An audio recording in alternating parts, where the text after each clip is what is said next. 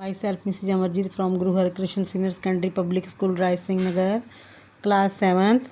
जैसा कि आपको पता है कि जो हम लोग लेसन 10 जो है चाओबी मौसी की पेंशन ये पढ़ रहे हैं और इसका लगभग आधा लेसन हम लोग पढ़ चुके हैं, समझ चुके हैं। इसके मैंने आपको शब्दार्थ बताए हैं और आपने लर्न भी कर लिए होंगे, रीडिंग भी लगाई होगी। तो बच्चों आज हम उसका अगला भाग पढ़ रहे हैं। आपको पता है चाओबी मौसी के पास उसके पति की जो है वो मृत्यु हो जाती है और उसके पास जो उसके सारे कागज़ पूरे हैं पेंशन लगा के लिए, लेकिन सरकारी दफ्तर वाले उसकी बात नहीं सुनते और उसकी पेंशन नहीं लग पाती। तो उसी लेसन को क्रम को जो है आगे बढ़ाते हुए वही लेसन हम लोग आगे पढ़ने जा रहे हैं। तो बच्चों ध्यान से सुनिएगा। हाँ मौसी, यह तो सही बात है। तुम्हारे मौसा के साथ शादी के बाद मैं 50 साल से भी ज़्यादा रही, सबको पता है। तब भी मुझे इस बात का सबूत देने को कहा गया है कि मैं तुम्हारे मौसा की पत्नी हूँ। मौसी पेंशन के लिए यही नियम है। ये मौसी का जो उसका भांजा है ना, वो उसको कह रहा है।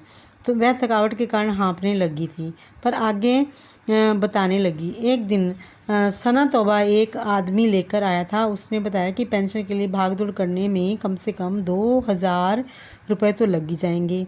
फाइल ढूंढवाने, कागज़ों की छानबीन करने, आने जाने, खिलाने पिलाने में।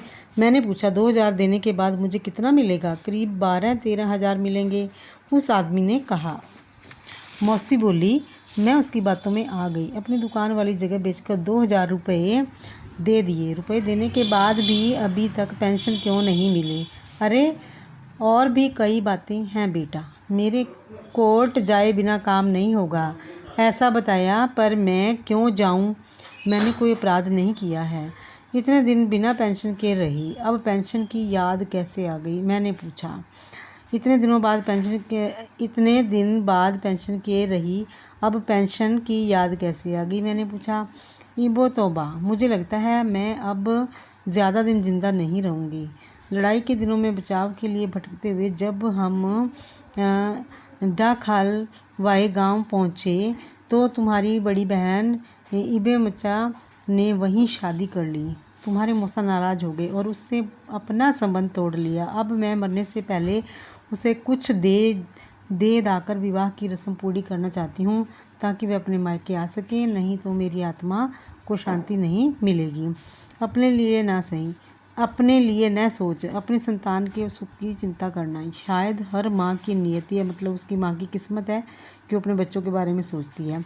मैं हर संभव कोशिश करके मौसी की पेंशन दिलाने की बात कहकर और उनके हाथ पर 10 रुपये रख कर चला आया।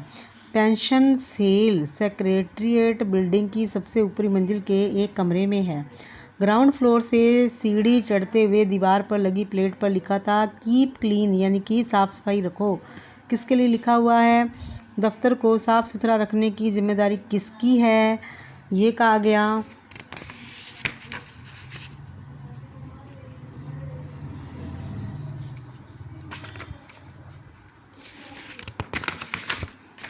चौथी मंजिल पर जब मैं पहुंचा, अफसरों की नेम प्लेट कमरों के आगे लगी थी। दरवाजे के आजू बाजू गमले रखे हुए थे, यानी कि दरवाजे के इधर उधर दोनों साइड में स्वीपर, माली, चौकीदार आदि ने अपनी ज़मीन, अपना घर गिरवी रख कर ये पद खरीदे थे। झाड़ू लगाना या न लगाना उनकी मर्जी पर था। ये लोग भाग्यशाली हैं, मतलब किस्मत वाले लोग हैं, अपनी मनमर्जी से काम करते हैं। सरकारी नौकरी चाहे जैसी भी हो मैं भी पाना चाहता था। विधवा माँ ने मुझे बड़े कष्टों से पाला था। मैंने फर्स्ट डिवीज़न में मैट्रिक पास किया था। पीयूसी की परीक्षा के समय माँ की बीमारी के कारण आगे नहीं पढ़ पाया।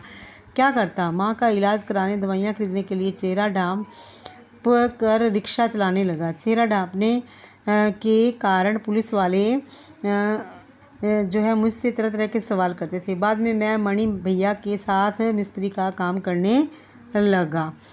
तो उसके बाद में अपने योग्य नौकरी पाने की आशा में कई इंटरव्यू भी दिए। कहता मैंने कई साक्षात्कार दिए लेकिन उसको सफलता नहीं मिली। बड़े अफसरों को रिश्वत देने में असमर्थ था, फिर भला नौकरी कैसे कर सकता था।